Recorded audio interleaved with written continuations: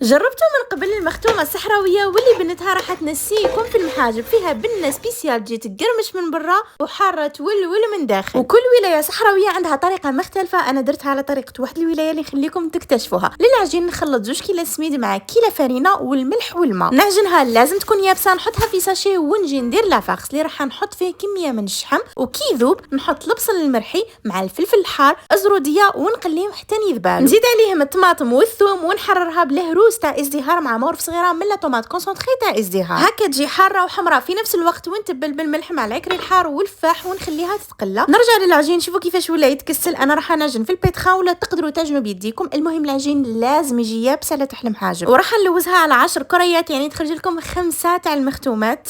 وهنا لافاغس كانت طابت وتقلات، زدت لها شويه شحم وبديت نشكل. المختومه تفتح بالفرينه، انا ما نديرش الغربان، نحب ندير بالبابي كويسون. حطيت كريه اللي فتحتها، حطيت لافاغس وغلقت عليه بعجين واحد اخر وطيشتها في الطاجين اللي درت له شويه شحم وخليتها تتحمر مليح وتتقرمش من برا. وهكا كنت كملتها. شوفوا كيفاش جات محمره وتقرمش وواحد البنه فيها، صدقوني غير ما تطراطاش، لازم تجربوها. وهذا ما كان.